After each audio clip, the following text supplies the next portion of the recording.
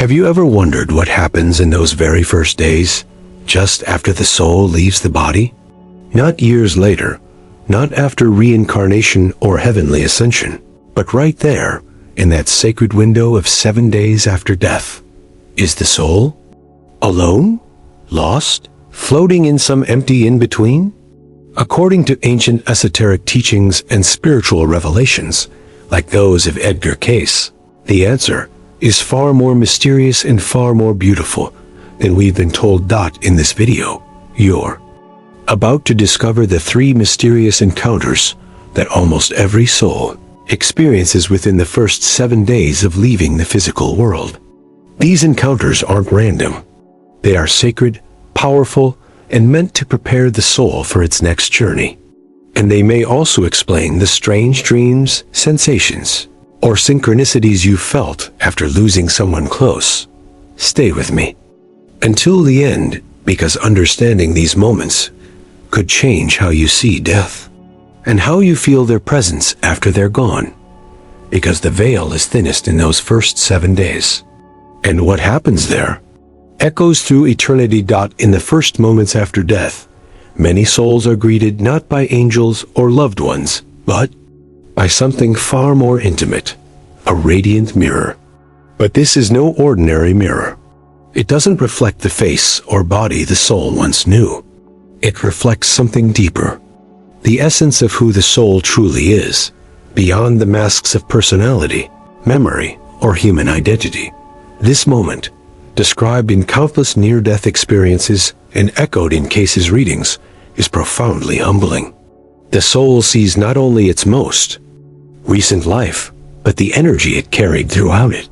It feels the ripple effect of every thought, every choice, every word spoken in love or in fear. It doesn't judge. It simply reveals.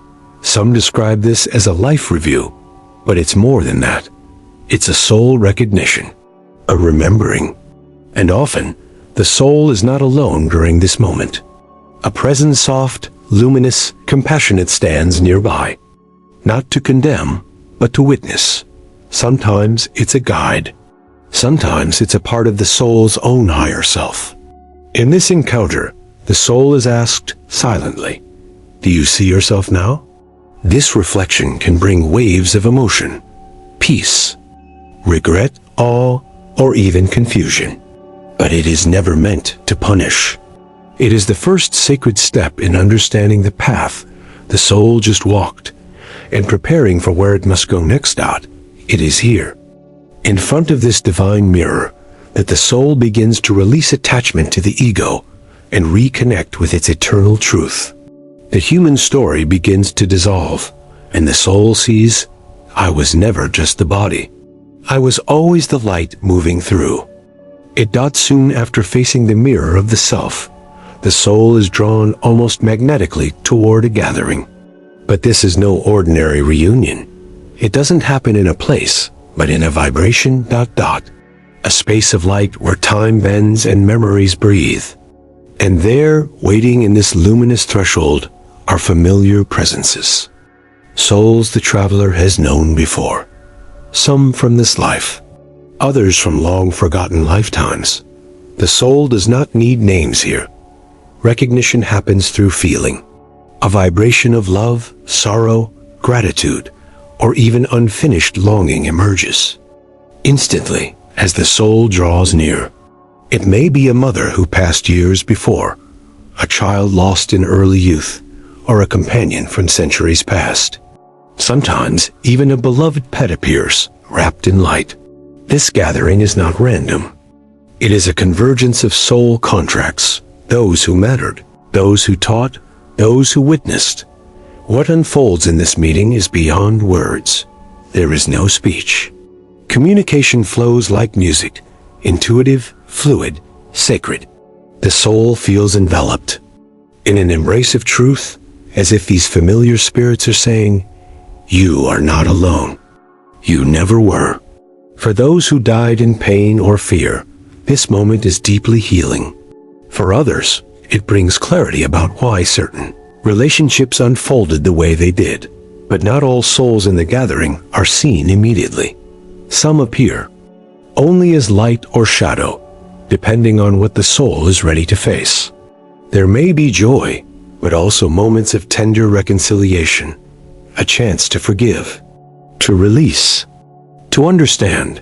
This encounter reminds the soul that life is never lived in isolation. Every bond, no matter how brief, forms a thread in the great web of spiritual memory. And in this circle, the soul begins to understand one of the greatest truths: love never dies. It only changes form. As the seventh day approaches, and the soul begins to drift farther from the earthly vibration. A final and profoundly sacred encounter unfolds, one that most never speak of, but that ancient traditions have always known: the meeting with the guardian presence. This is not a guide in the way we usually imagine. It is not a loved one or a familiar spirit. The guardian is different. It is ancient, towering, silent, and yet deeply intimate. It knows the soul better than the soul knows itself. Some describe it as an angel, others as a shimmering intelligence, made of light, or even as a formless awareness that feels like both awe and home. This encounter doesn't involve words. It doesn't need them. The guardian does not give commands. It holds space. It watches. It measures not with judgment, but with resonance. It observes how the soul responded to the mirror, how it moved. Through the reunion, how ready it is to step beyond the threshold. And in its presence, the soul is asked a silent question, one that reverberates through all its layers. Are you ready? Ready for what? That depends. Some souls are preparing for rest, others for return, still others for a deeper journey through the astral or spiritual dimensions. The guardian doesn't decide. It simply reflects the soul's own readiness back to itself.